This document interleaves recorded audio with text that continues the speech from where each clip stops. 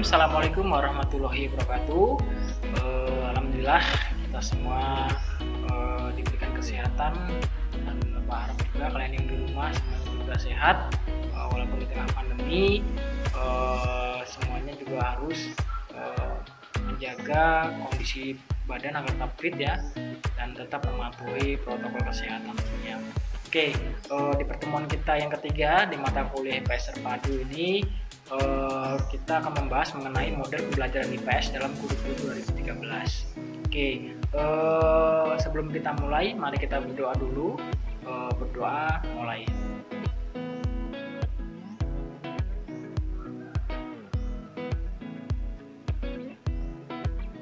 Oke, selesai. Oke, baiklah. Bisa kalian lihat di sini. Jadi untuk materi model pembelajaran IPS dalam kurikulum 2013 ada 4 indikator yang akan kita bahas. Yang pertama yaitu pembelajaran dengan metode saintifik, pembelajaran berbasis masalah, pendekatan pembelajaran berbasis proyek, kemudian pembelajaran kooperatif. Oke, akan coba kita bahas dari indikator yang pertama dulu. Jadi di sini kurikulum 2013.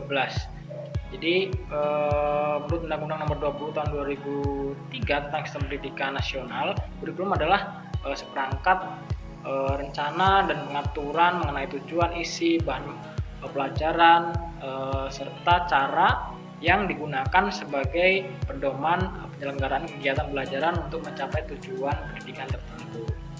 Jadi di sini menurut Mulyasa, kurikulum 2013 adalah kurikulum yang menekankan pada pendidikan karakter, terutama pada tingkat dasar yang akan menjadi fondasi pada tingkat berikutnya.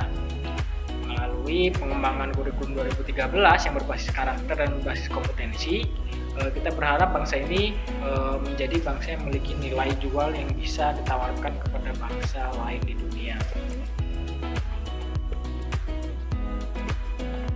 Kemudian itu sedikit menyinggung mengenai kurikulum 2013. Kemudian indikator yang kedua, pembelajaran dengan metode saintifik pada kurikulum 2013. Jadi pembelajaran dengan metode saintifik dapat didefinisikan sebagai pembelajaran yang dirancang sedemikian rupa sehingga peserta didik secara aktif mengkonstruk konsep, hukum atau prinsip melalui tahapan-tahapan mengamati untuk mengidentifikasi masalah yang diketahui, merumuskan pertanyaan, dan merumuskan hipotesis, mengumpulkan data, informasi dengan berbagai teknik, mengolah atau menganalisis data, informasi, dan menarik kesimpulan dan mengomunikasikan kesimpulan. Kemudian langkah-langkah tersebut dapat dilanjutkan dengan mencipta. Ya, jadi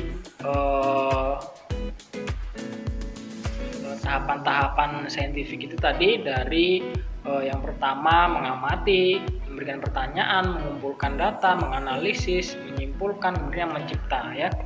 Kemudian selanjutnya proses pembelajaran pendekatan saintifik mengacu pada pendekatan langkah berpikir saintifik, mengandung 5 yang tadi sudah Bapak singgung. Yang pertama yaitu mengamati, menanya, mengumpulkan data, mengasosiasi, dan mengkomunikasikan.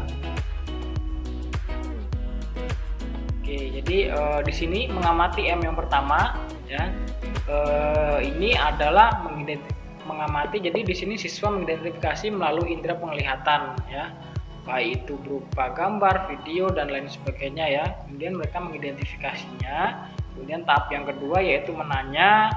Jadi berdasarkan yang diamati, siswa diberikan ruang untuk bertanya. Kemudian siswa dapat merumuskan masalah dan merumuskan hipotesisnya. Kemudian yang selanjutnya mengumpulkan data ya, berdasarkan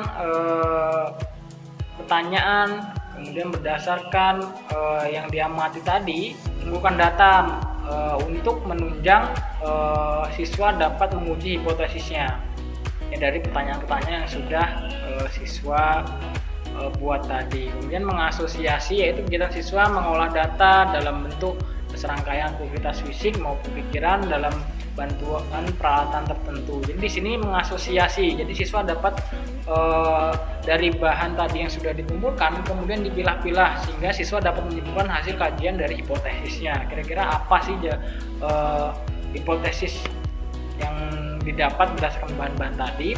Kemudian yang kelima yaitu mengkomunikasikan. Jadi siswa di sini mendeskripsikan, menyampaikan hasil temuannya dari kegiatan mengamati, menanya, mengumpulkan dan mengolah data ini tadi, sehingga siswa dapat memformulasikan dan mempertanggungjawabkan pembuktian hipotesisnya. Ya, tadi dari saintifik. Kemudian yang selanjutnya pembelajaran berbasis masalah pada kurikulum 2013. Jadi pembelajaran berbasis masalah adalah pembelajaran yang menggunakan masalah yang nyata, yang tidak terstruktur dan bersifat terbuka sebagai konteks atau sarana bagi peserta didik untuk mengembangkan keterampilan menyelesaikan masalah atau berpikir kritis serta membangun pengetahuan baru. Jadi pembelajaran berbasis masalah tentu saja masalah lah yang sebagai dasar atau awal untuk siswa masuk ke dalam materi pembelajaran. Di mata pelajaran IPS tentu saja sangat mudah ya mencari masalah-masalah sosial yang itu akan diangkat menyesuaikan dengan materi IPS itu sendiri. Kemudian ini ada tujuan dari pembelajaran berbasis masalah, yaitu sejumlah fakta kepada membukakan berbagai fakta kepada peserta didik, melainkan pengembangan kemampuan peserta didik untuk berpikir kritis, menyelesaikan masalah sekaligus mengembangkan pengetahuannya. Jadi pembelajaran masalah juga dimaksud untuk mengembangkan kemandirian belajar, keterampilan sosial, dengan siswa dapat berkolaborasi ya dalam mengidentifikasi informasi, strategi, sumber belajar yang relevan untuk menyelesaikan masalah. Oke, di sini ada langkah-langkah pembelajaran berbasis masalah. Yang pertama, mengorientasikan peserta didik terhadap masalahnya apa. Kemudian selanjutnya mengorganisasikan peserta didik untuk belajar ya, untuk mempelajari masalah tersebut, membimbing menyelidiki individu maupun kelompok. Ya, jadi setelah mencari mengorganisasi, kemudian membimbing untuk menyelidiki dari masalah itu, kemudian mengembangkan, mensajikan hasil karyanya, kemudian menganalisis dan mengevaluasi proses pemecahan masalah. Oke, kemudian indikator yang selanjutnya yaitu pendekatan pembelajaran berbasis proyek pada kurikulum 2013. Jadi berbasis proyek ini adalah model pembelajaran yang menggunakan proyek kegiatan sebagai proses pembelajaran untuk mencapai kompetensi siswa, pengetahuan dan keterampilan. Pendekatan pembelajaran terletak pada aktivitas-aktivitas peserta didik untuk menghasilkan produk dengan menerapkan keterampilan meneliti, menganalisis, membuat sampai dengan mempresentasikan produk pembelajarannya berdasarkan pengalaman nyata.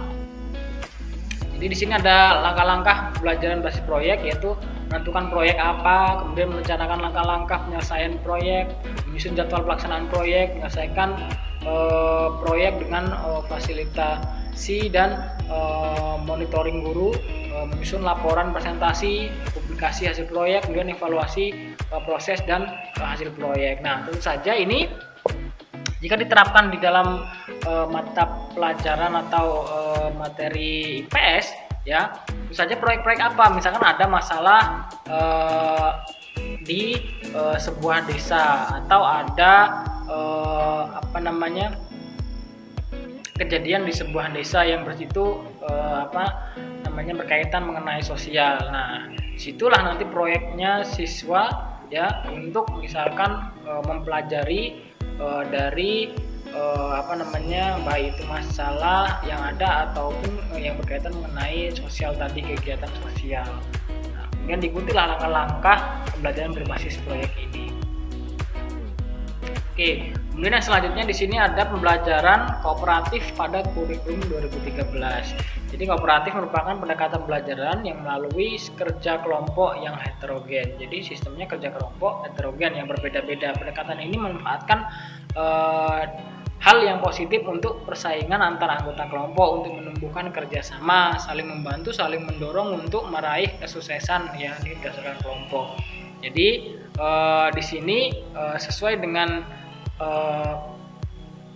memang sistem kerjanya adalah kelompok, jadi di situ tentu saja akan menumbuhkan rasa kerjasama. Nah, bisa kalian pelajari ya dalam kooperatif ini, pembelajaran kooperatif ini jenis apa saja sih yang bisa digunakan dalam mata pelajaran IPS, yang tentu saja sangat banyak sekali ya, yang sudah misalkan di di dalam buku Slavin ada misalnya ada jigsaw, ada tipe number head together, tipe student team achieve, division atau stat ya, dan lain sebagainya. Jadi itu adalah beberapa materi mengenai proses pembelajaran dalam IPS dalam kurikulum 2013.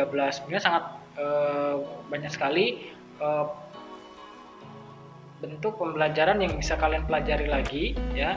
Kalian bisa buka coba buku, metode dan model-model pembelajaran ya. Namun secara singkat mungkin inilah model pembelajaran IPS dalam kurikulum 2013.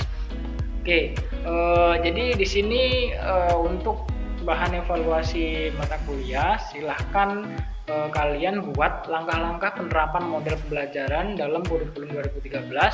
Dan ini sesuai dengan materi kelompok presentasi kalian ya. Jadi silahkan kalian tadi kan ada langkah-langkah ya, misalkan kalian tentukan apa, pakai model atau metode pembelajaran apa. Nah silahkan kalian terapkan materi presentasi kalian di dalam metode atau model pembelajaran yang sudah kalian terapkan itu. Oke, jadi mungkin itu perkuliahan kita hari ini. Kurang lebihnya Bapak mohon maaf. Bapak akhiri. Wassalamualaikum warahmatullahi wabarakatuh.